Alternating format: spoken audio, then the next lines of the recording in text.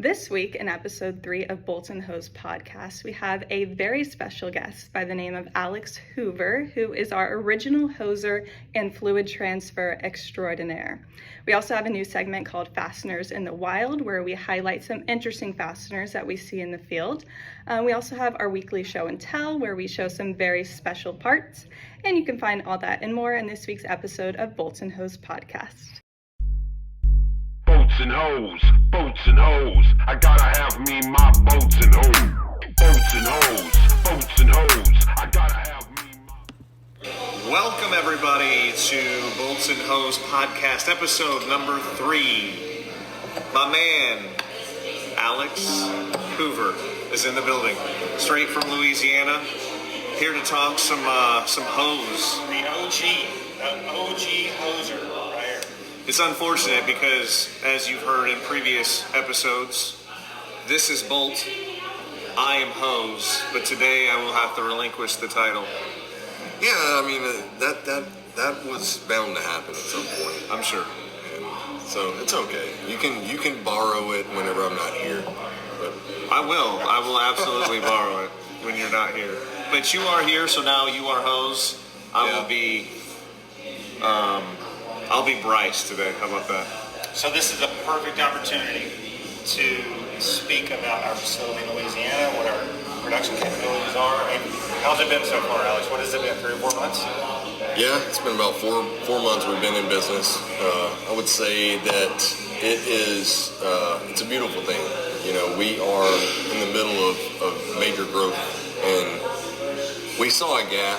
You know, and then so the whole point of making the new hose division of Patriot was to fill that gap. You know, just like with the bolt company, just like with sealing, you know, there's places and niches that aren't really getting attention today. And I think for us in the hose side of it, it's more about, you know, lead time and actually the customer service part of it, where, you know, we've seen a gap in the industry where a lot of the really capable companies that used to manufacture hose assemblies have kind of relinquished that for whatever reason.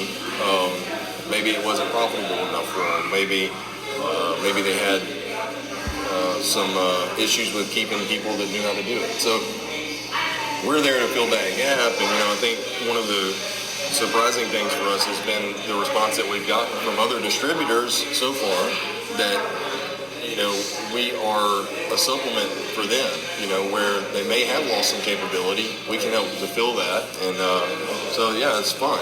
You know, we're interacting with other distributors a lot, even some end users, and it's starting to come together for us. You can say that's kind of the primary route, is through distribution and those types of channels.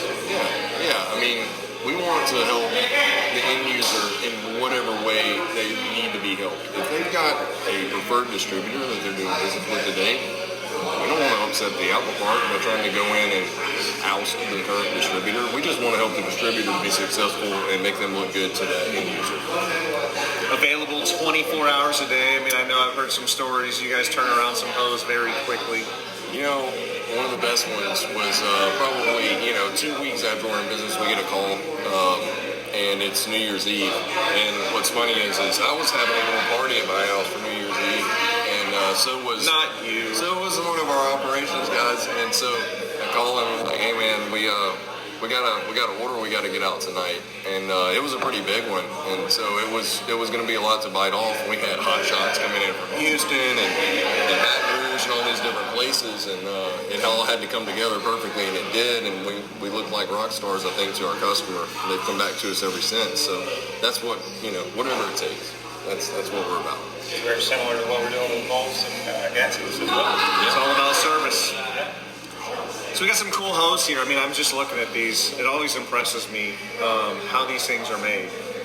Yeah, let's go over that a little bit. I don't know how easy it's going to be to see on the podcast, but, you know, you look at these things as a finished product, you know, with the ends on it as a finished product, you know, this one's got a threaded end on it, and you think, you know, some people may be inquisitive and think, how do they get it to that point? And this is how, you know, this is different components. The corrugated tube, we're talking about metal hoses.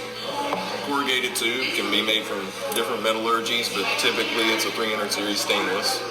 And then you have an outer braid, and that's works kind of like the Chinese finger torture things that you played with as a kid, where it keeps that inner tube from expanding what's the word?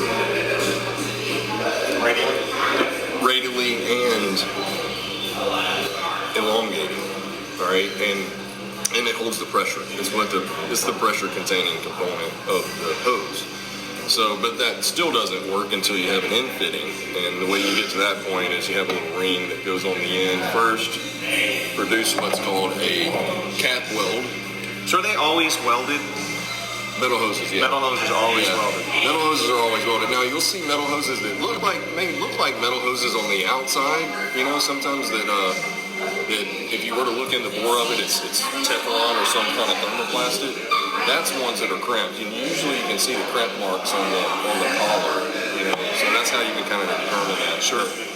But these, you know, straight metal hoses are always welded, and this is an example of a cap weld before you get to the point where a fitting is attached to that cap weld. And so fitting comes next. So for every end of the hose, there's actually two welds. So the fitting combinations and options are always endless. You know, you got camel and groove fittings, you got flange fittings, you got threaded fittings. Typically, we see a lot of flanged fittings, and they may do a rotating flange type of connection where that flange is on what's called a stub end and can rotate on one end, and then the other end be, let's say, a fixed flange. So it'll look kind of like that with the hose in the middle. And so one end's fixed, it won't rotate. The other one rotates so that you don't have to worry about flange alignment with the hose. Sure. You don't. We'll talk about hose, and I think it's a commodity item. But, you know, what you're talking about here, there's a lot of assembly that goes into it, a lot of specialty skill that goes into welding it. Absolutely. You know, it's a pretty technical type item, and there's so many different variations of it. Yeah, I mean, I've seen 30-year welders that are very good structural or pipe welders come in and try to do this type of welding, and it's a very specialized, takes a lot of practice. And so we hold our welders in high regard. You know, it's we try to produce a really quality product, and there's always that balance between being efficient without being deficient. And what I mean is like you got to be able to meet the end user's need, you know, as far as timing, but you want it to look good too and be functional. And so we try to make a really quality product, but we also try to be efficient with it and not try to drag it out to where it's not going to meet the time frame that they need. Yeah. And for a fairly new company, I mean, you might speak a little bit about the testing capability and some of the, skill type things we do after to verify tagging, labeling, PMI capability, that sort of thing. Right. So the main thing with those is everything's custom, right? I mean, there's really no standard, here's what you use for this type of service. They do manufacture hoses for certain types of services, but just like for the hose itself, there's no real standard. We produce tagging that's not standard either. So whatever information a customer wants on the tag, they get on the tag. And we like to try to be able to identify it after the fact, leave a serial number or some type of unique identifier so we can trace it back if somebody ever needs like MTRs or something like that. And then for the testing, it's called NDT, non-destructive testing. There's various options. There's dye penetrant testing. Our standard is always to do 1.5 times the maximum working pressure of the hose assembly as a hydrostatic test. And that's just an industry standard. But we have customers that ask us to go above and beyond that, maybe with the pressure of the hydro test. Maybe they need a dye penetrant test. Maybe they need a radiographic test, which is an x-ray. Maybe they need a mag particle test.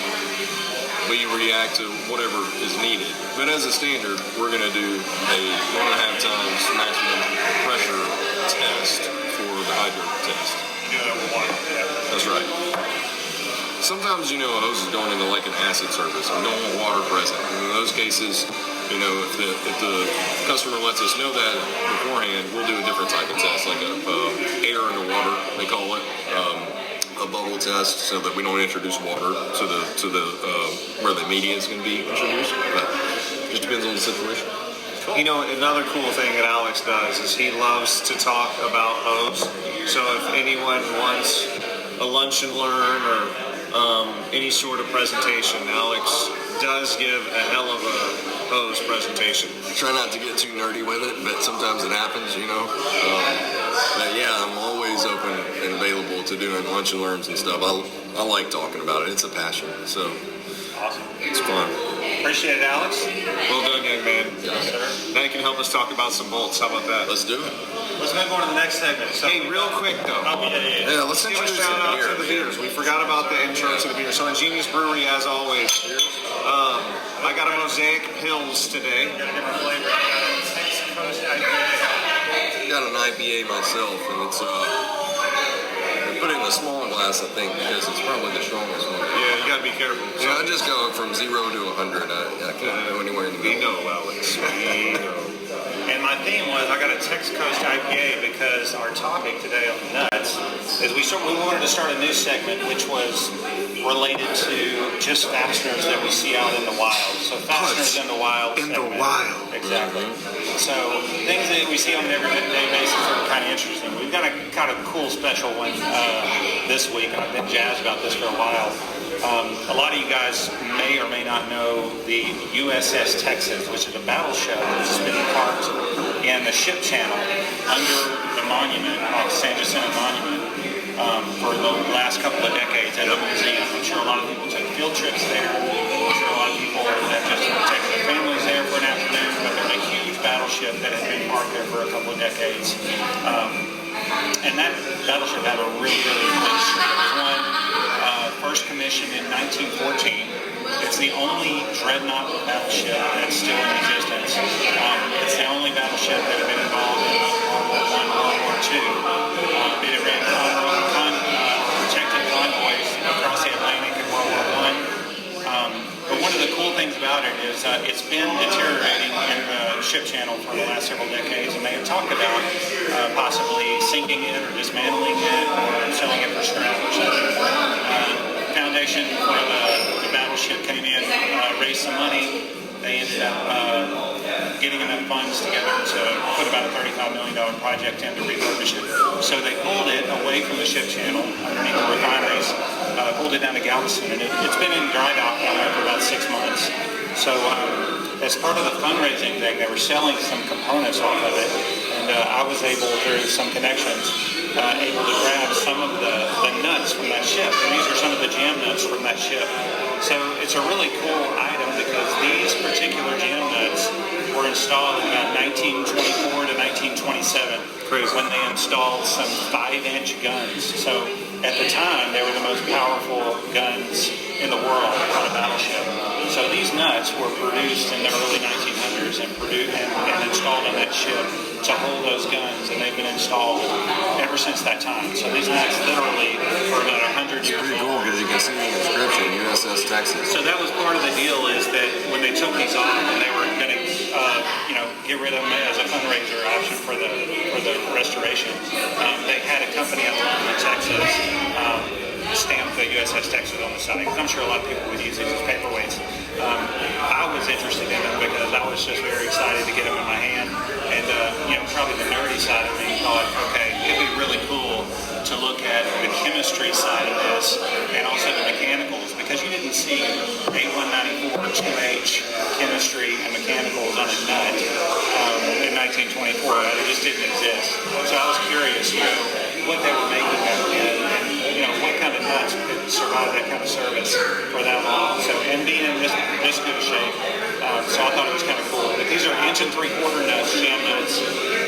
They're 5-pitch, 1 3/4 5. So it's kind of an odd deal. When we ran them, chemistry chemistry on these things. It turned out to be what's called the forging spec, is what people classify now. It's called LF3, which is a material that they would have forged and made flanges out of, really, flanges and fittings. So I thought it was kind of cool. So if you're looking at chemistry breakdown, it's probably about 95 to 96% iron, and then they put about 4 to 5% nickel in it just to give it some hardness, Corrosion resistance and all that. Yeah. So it's kind of cool that you go back and you look at some of those hardening agents and those strengthening agents that they put in steel, and some of the same fundamentals that they use to develop the nut material that we use today. Yep. Of course, they get some of the high-tech heat treatments and things to get the hardness and probably the anti-galling capability and that sort of thing that they have now. It's a little bit of different material there. But it's pretty impressive how well they've held up. I mean, I know they are a little pitted and for being in a saltwater environment for the last 100 years. Yeah, that's impressive. You look at the threads, they're still very, very much intact. Really cool. When we look at the mechanicals on them, we can run a hardness test on it. We didn't want to destroy it and do any kind of tensile on it or anything, so we just ran some hardness tests. And I think some of the Rockwell bead, HRB tests we saw were anywhere from 60 to 80, so significantly less theoretical tensile strength than you'd see on a 2H, let's say. I mean, almost half the strength of what you see out of a standard 2H, which would probably be the equivalent method they would use today on an application like that. So you could argue. I mean, those are some of the most well-traveled nuts you've ever been in contact with. Those nuts have been around, sure. I'll show some a little bit of this, but they came with a certificate of authenticity. It talks about how they held down the 5-inch 51 caliber guns on the USS Texas. But you're right. I mean, these things went from across the Pacific. The USS Texas shelled Normandy on D-Day. Yeah. So these nuts experienced that. They've been around, yes. They went to Iwo Jima and Okinawa in the Atlantic. In the Pacific. And then, they've gone down to Mexico and South America, and then they've obviously sat in Galveston, Texas for a long, long time. But it's cool that they're here now, and it will be in very good hands at Patriot Fluid Transfer Solutions. Yeah. Hey, since you got two, I can have one. Huh? You can, yeah. No, you can't. Absolutely not. Maybe if you find a 100-year-old hose, maybe we can trade. All right, we'll do that. Okay. If you find a 100-year-old braided stainless hose, you can trade. I'm pretty sure it'll be brass. A hose for a nut. We'll try for a brass one. Awesome. Well done. Thank you to your service, nuts. Very good. Well-traveled nuts. Yes. Seasoned nuts. Yes. Officially retired. Yes, very good. We have a couple parts of the week. This is a cool part. We actually posted this online this week. You can see this, my friends, is a 4140 quench and tempered to B7 mechanicals. Machined in our house and in our shop in Humble, Texas. What is that? I've never seen anything with that. This is a guide pin. It's a guide pin. So it's going to be threaded into one piece of equipment, one flange. This is going to go out. That's going to be exposed, and you're going to drop a flange or something on this. Okay. And when it drops on this, you got a little bit. So of it's a help to align it. Yes. Okay. Yep. Cool. So just some cool parts that we made. I mean, I think just the radius and the detail that go into these parts. It definitely shows our capabilities and what we can do in our shop. So that was a cool part. And then let me get this. Sorry, I had these. I'll show a close-up picture of this. Yeah. So these small, tiny sockets. These are per a mil spec. It's a 660 socket. There is a small groove on each side. These are going, I think, ultimately into an airplane. It's just another cool part. So you can see the vast difference between the two. I don't know if you can see it here, but just the difference in size, geometry. It's kind of like hose. Cool Big, small, fat, skinny, whatever. Bulb. Yeah. Not bulb. It's just beautiful. Bulb is absolutely beautiful. So just some cool parts that we made. Very different parts. We had a normal lead time on these, so these were produced in about a 4-week period. These were produced a little quicker in about 2 weeks. So those, my friends, are the parts of the week. Okay. We appreciate everybody joining in this week. I appreciate Alex driving all the way from lovely Louisiana. He did not bring boudin or crawfish, which were a little... Not this time. Always a disappointment. But we will forgive him. I'm sure he'll be back soon. Yeah, we'll bring double next time. All right. As always, guys, reach out if you need anything. And thanks for joining. And until next time, I am Bolts. Hose. I'll be hosed next week. Bryce this week. Have a great weekend, guys. Thank you.